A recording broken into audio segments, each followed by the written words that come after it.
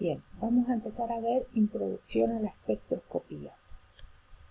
La espectroscopía lo que hace es estudiar la relación o la interacción entre la radiación electromagnética y la materia.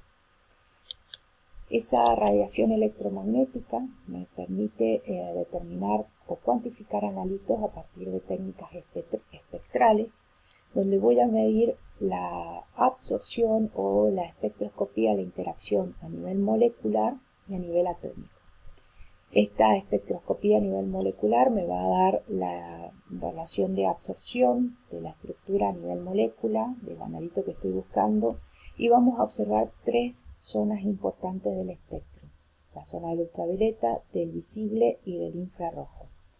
Cuando veamos más adelante la espectroscopía atómica, que es la interacción entre la energía electromagnética y el átomo, vamos a poder obtener información a través de la espectroscopía de absorción atómica, principalmente para metales pesados, y la espectroscopía de emisión en lo que también se llama fotometría de llama para elementos como sodio, litio y potasio.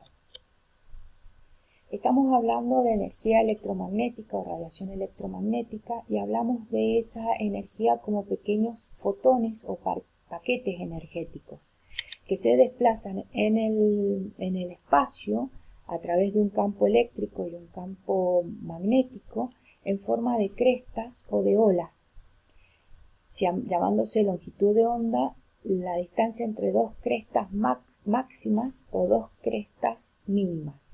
Y la distancia entre el eje del campo magnético o el campo eléctrico hasta el punto máximo de esa cresta o ola se llama amplitud. Estas longitudes de onda tienen distintas formas de medirse, pueden ser en nanómetros, 10 a la menos 9 metros, micrómetros, 10 a la menos 6 metros, y Armstrong, 10 a la menos 10 metros. Quiere decir que son unidades físicas de medición muy pequeñas. Es la forma de desplazarse una longitud de onda en el espectro, en ese caso eléctrico, pero también se puede observar en el espectro magnético.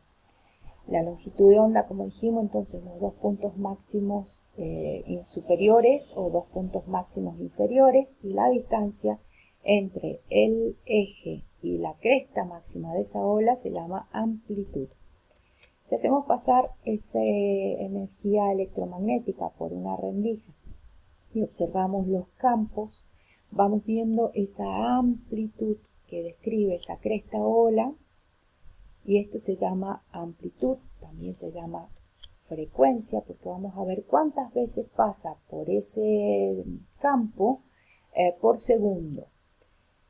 Entonces se llama frecuencia el número de oscilaciones en el campo por segundo y se mide en unidades Hertz. Vamos a ver que mientras más oscilaciones hay por segundo, la frecuencia es más alta, y cuando la frecuencia es la longitud de onda pasa más distanciado, la frecuencia es más larga. Eso va a medir una energía dentro del fotón de la longitud de onda, que va a depender de la frecuencia y de su longitud. Esa energía se mide en relación a la velocidad de la luz, la constante de Planck, que es Joule segundo, es un trabajo en segundo, es decir, cuántas veces pasa y produce esa energía en el pasar por el mismo lugar, y la frecuencia. Entonces se concluye que la energía es inversa a la longitud de onda. Cuanto mayor es la longitud de onda, menor es su energía. A mayor longitud de onda, menor es la energía. A menor longitud de onda, mayor es su energía. Si nosotros atravesamos un prisma por el camino de un haz electromagnético blanco, vamos a observar que al atravesar el prisma se dividen distintas longitudes de onda con distintas coloraciones, y también van a tener distintas características, distintas frecuencias, distintos tiempos de pasado, etc. Esto lo que hace es definir un espectro molecular o espectro de bandas donde hay una cantidad de colores, pero no se puede ver la terminación de un color y el comienzo de otro, sino es la fusión de un color de una longitud de onda en otra. Y esto a su vez tiene cierta medición de longitudes de onda. Este es un espectro de banda. Eso me va a definir esas longitudes de onda y la frecuencia. Me va a definir un espectro electromagnético que va desde los rayos gamma hasta las ondas de radio. Y si nos acordamos que la energía es inversamente proporcional a la longitud de onda, entonces acá estará mayor cantidad de energía porque la longitud de onda es más pequeña, coincidiendo con los rayos gamma, mientras que las longitudes de onda en la radio son más largas y por ende la energía es más débil.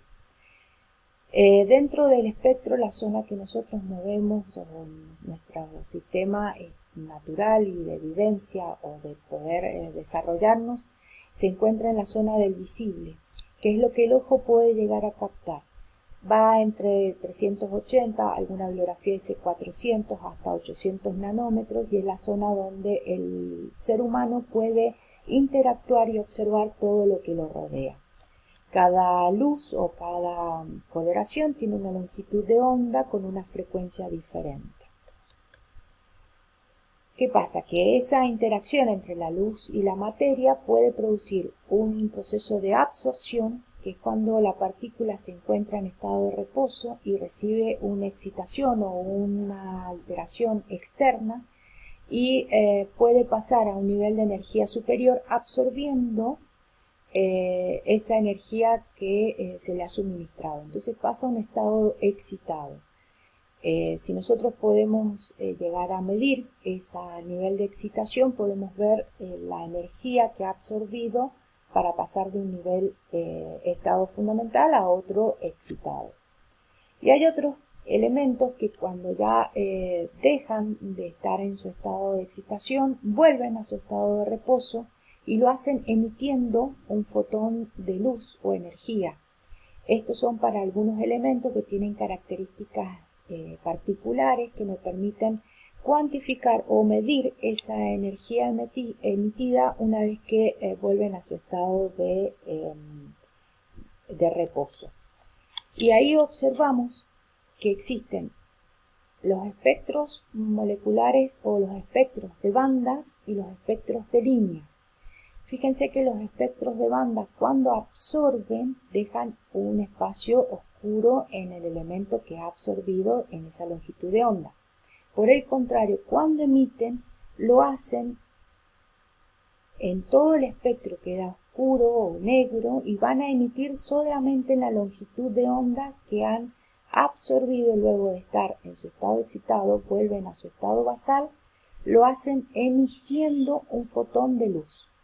Entonces, en el de absorción lo hacen absorbiendo el fotón de luz y en el de emisión lo hacen emitiendo un fotón de luz. Esto lo que va a hacer es medir las longitudes, las leyes de absorción, donde yo voy a medir la interacción entre la luz incidente y la luz transmitida luego que pasa por el analito que estoy cuantificando o observando. Voy a poder medir transmitancia, es decir, la longitud de onda que se transmite o la intensidad que se transmite con respecto o comparada con la que incide. Y lo que voy a poder medir también es la absorbancia, que va a ser el menos logaritmo de la transmitancia. Entonces, las dos posibilidades de medición en esta interacción energía electromagnética y materia será transmitancia o absorbancia. Si nosotros trabajamos en la transmitancia en niveles normales de numéricos, ¿sí? Porcentaje de transmitancia, me va a producir una curva con respecto a la concentración y la transmitancia en por ciento obtenida. Pero si aplico una escala logarítmica voy a obtener una recta que me va a permitir cuantificar con exactitud la concentración del analito. Mientras que la absorbancia, como trabajamos en unidades logarítmicas, porque dijimos que era menos el logaritmo de la transmitancia, esta recta me va a poder, cuando yo corte la señal de la absorbancia a esa recta, puedo encontrar la concentración del analito que estoy buscando. Esto me lo va a definir la ley de Lambert y Beer, donde yo voy a poder medir la absorbancia, el espacio del espacio que mide o transita esa longitud de onda, que es el espesor de la cubeta, que es el lugar donde voy a colocar la muestra, y la concentración del analito que voy a trabajar o buscar. Entonces, yo puedo medir absorbancia, esta es absortividad específica, litro, gramo, centímetro. Esto es el espesor de la cubeta o el paso óptico que va a desplazar esa longitud de onda del espectro electromagnético, de la luz electromagnética, que se mide en centímetros, y la concentración del analito en gramos por litro. Ahora, puedo trabajar absortividad molar cuando yo el espacio lo mido en centímetros, pero la concentración la voy a medir, o la voy a, mejor dicho, expresar en mol por litro. La concentración, cabe aclarar que es del analito que voy a buscar o que voy a cuantificar por esta técnica. Esto sería básicamente la longitud de la medición de absorbancia, que es el logaritmo de la longitud de onda incidente sobre la longitud de onda que se transmite, absortividad molar, el paso óptico de la cubeta o el recipiente donde se coloca la muestra y la concentración del analito que estoy buscando. Esto es la ley de Lambert y Beer. Como dijimos, para potenciometría, que explicaba la ecuación de NER, todos los fenómenos electroquímicos, en esta oportunidad la ley de Lambert y Beer son los que me justifican o me muestran la aplicación de estos fenómenos de absorción y de interacción entre la energía electromagnética y la materia.